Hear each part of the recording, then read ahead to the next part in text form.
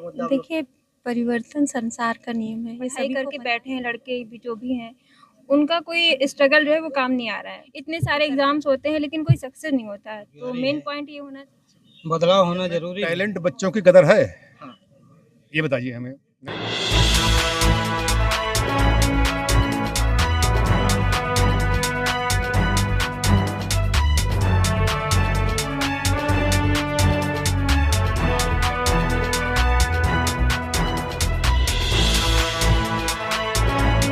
फरीदाबाद क्षेत्र के केवाड़ी पोलिंग बूथ पर हम पहुंचे हैं और यहाँ की जनता चूंकि वोटिंग कर रही है और आप देख सकते हैं कि लंबी लंबी कतारें ये बता रही हैं कि इस बार कुछ ऐसा नज़र आ सकता है जो वास्तव में किसी के दिमाग के सोच से परे है। और ये जो मतदाता हैं इस बार कुछ मतदाता ऐसे हैं जो बदलाव चाह रहे हैं और कुछ मतदाता राष्ट्रहित के मुद्दे पर वोटिंग कर रहे हैं। चलिए हम यहाँ की जनता से पूछते हैं, कि मतदाताओं से पूछते हैं कि उनके दिल और मन में क्या है। चलिए ये बताइए, आप लोग को मतदान कर रहे हैं तो क्या सोचकर इस बार वोटिंग कर रहे हैं? क्या बदलाव या राष्ट्रहित का मुद्दा या महंगाई बेरोजगारी क्या है? हाँ, महंगाई बेरोजगारी है, बदलाव होना जरूरी भी है। इंडिया में टैलेंट बच्चों की कदर है, हाँ। ये बताइए हमें। नहीं कदर है, सब विदेश में कमा रहे हैं, विदेश जाके। इंडिया गवर्नमेंट को सुविधा दे रही है, उनको नहीं दे रही। इस बार जो बदलाव है वो क्या लग रहा है आप लोगों को? महंगाई है। हाँ, महंगाई तो है ही है। जो वोटिंग आप लोग कर रहे हैं क्या सोच के कर रहे हैं? महंगाई तो है ही है। जब 400 रुपये सिलेंडर था तो रानी जी सिलेंडर लेकर दिल्ली में बैठी हुई थी। आज 1200 रुपये सिलेंडर है, तो महंगा नहीं ले रहा उनको। महंगा है, बिल्कुल महंगा है। महंगाई है। ये बताइए कि इस बार जो वोटिंग आप लोग कर रहे हैं तो क्या सोच के कर रहे हैं? क्या बदलाव या यही राष्ट्रहित का मुद्दा? देखिए, परिवर्तन संसार का नियम है, ये सभी को पता है। और वोट देना हमारा जो है कर्तव्य भी है और अधिकार भी है। और ये महंगाई तो कोई भी नहीं चाहता है, लेकिन कुछ चीज़ें हैं ना जो गवर्नमेंट पे डिपेंड करती हैं। सिर्फ एक के सोचने पे नहीं होता, लेकिन हम जो भी सोच रहे हैं कि बेटर हो, अच्छा हो हमेशा। अच्छा, 10 साल ये सरकार रही है तो इसमें कुछ आप लोग बदलाव देखे हैं या? बदलाव बहुत सारा देखा गया है, लेकिन हाँ, महंगाई भी बढ़ गई है। लेकिन ऐसा नहीं है कि हम किसी के अगेंस्ट जाना चाह रहे हैं। हम वोट देने आए हैं, हम अपना कर्तव्य का पालन। आप बताइए, आप लोग युवा मतदाता हैं, आप लोग क्या सोचते हो? मतलब आप लोग बेरोजगारी, महंगाई, क्या मुद्दे हैं आपके मन में? आप लोग पहली बार वोट करें, सेकंड बार वोट कर रही हैं? नहीं, पहली बार नहीं कर रहे हैं। बस ये कहते हैं कि जितने भी बेरोजगार युवा हैं, सबसे मेन तो ये होता है ना कि जितनी बेरोजगारी आ रही है इसकी वजह से सारे जो पढ़ाई करके बैठे हैं लड़के भी जो भी हैं, उनका कोई स्ट्रगल जो है वो काम नहीं आ रहा है। तो सरकार कोई भी रहे पर उनके ऊपर फोकस करे कि उनका जो अभी कर रहे हैं कि उसके बाद उनका क्या प्लान होगा, क्या सक्सेस होंगे कि नहीं होंगे। इतने सारे एग्जाम्स होते हैं लेकिन कोई सक्सेस नहीं होता है। तो मेन पॉइंट ये होना चाहिए कि हमारे जो युवा हैं उनके ऊपर ध्यान देना चाहिए उनको।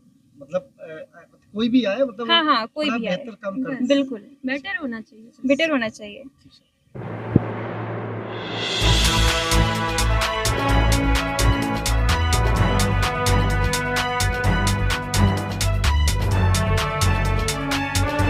बदलाव चाह रहे हैं या क्या मुद्दे आप लोगों के मन में जब आप लोग वोट किए? मुद्दा, सबसे बड़ा मुद्दा शिक्षा, रोजगार और महंगाई, सब यही तो मुद्दा है, सबसे बड़ा मुद्दा। अच्छा, तो क्या बदलाव चाह रहे हो या मतलब यही जो वर्तमान 10 साल सरकार रही है यही ठीक काम किया या कुछ और सोच के?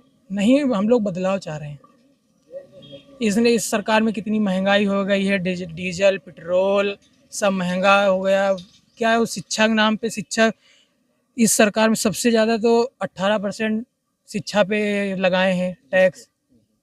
और अरे बहुत से मुद्दे हैं जो इसमें बड़े वो हैं। अच्छा, हम लोग बदलाव चाह रहे हैं। ये माना जाता है जैसे राम मंदिर का ये मुद्दा था, वो भी लोग बताते हैं कि हम लोग राम मंदिर पर वोट कर रहे हैं, राम मंदिर के मुद्दे को लेकर वोट। ये कहाँ था? राम मंदिर तो कोई मुद्दा नहीं है। राम मंदिर तो कोर्ट के आदेश पे बना है ना, ये तो बनाया नहीं है। तो राम मंदिर कोई मुद्दा नहीं, हमारे हिसाब से राम मंदिर कोई मुद्दा नहीं है। हमारे साथ शिक्षा, रोजगार, बेरोजगारी और यही सब सबसे बड़ा मुद्दा है। युवा है आप जी, क्योंकि युवा देश के भविष्य हो। किसी पार्टी, किसी भी जाति धर्म की बात नहीं है, युवा देश का भविष्य होता है। तो ये माना जाता है कि जो युवा चाहते हैं वही होता है। जी, हम लोग यही चाह रहे हैं। हम लोग अभी 1-2 महीने पहले पेपर दिए थे यूपी पुलिस का, वो भी लीक हो गया। उससे पहले अभी नेट का पेपर लीक हुआ है। उससे पहले आरओ का पेपर लीक हुआ, इस सरकार में कितने पेपर लीक हो गए, सारे तो पेपर सरकार लीक ये हो रहे कहती हैं। है कि जब लीक आउट होता है पेपर तो हम कार्रवाई करते हैं। ये क्या कार्रवाई, कुछ कार्रवाई नहीं हुई, क्या कार्रवाई हुई, बस ये बता रहे हैं कि हाँ उसके बाद अभी पेपर दोबारा करवा रहे, अभी डेट वेट बोल रहे थे कि अभी 6 महीने के अंदर पेपर दोबारा होगा, अभी कुछ डेट वेट नहीं आई है इनकी, हर पेपर तो लीक हो रहा है इनकी में। बाराबंकी ने एक वो स्थान हासिल किया है मतदान के लिए जितना प्रेरित किया गया था, क्या कुछ अभी तक अंतिम सूचना प्राप्त हुई है? देखिए, जनपद बाराबंकी के 2615 पोलिंग स्टेशंस पे शांतिपूर्ण तरीके से पूरा निर्वाचन की प्रक्रिया समाप्त हुई है। वोटिंग का प्रोसेस पूरा कंप्लीट हो गया है और जो हम लोगों के पास 6 बजे तक के जो आखिरी समय होता है वोटिंग का, तो 6 PM की जो वोटिंग का परसेंटेज है वो 66.4% का भी हमारे पास फिगर आया है, जो कि पिछले लोकसभा में जो जितनी वोटिंग हुई थी उससे करीब 3% ज़्यादा है। और सभी जगहों पे हम लोगों ने देखा कि वोटर्स में बहुत उत्साह था। जो महिलाओं का पार्टिसिपेशन था वो भी हम लोगों ने देखा कि बहुत अच्छा रहा। जो गांव-गांव सास बहू सम्मेलन कराए गए थे उसका भी असर हम लोगों को देखने के लिए मिला। कई सारे बूथों पे हम लोगों ने देखा 3-3, 4-4 जनरेशन एक साथ में वोटिंग कर रहा था।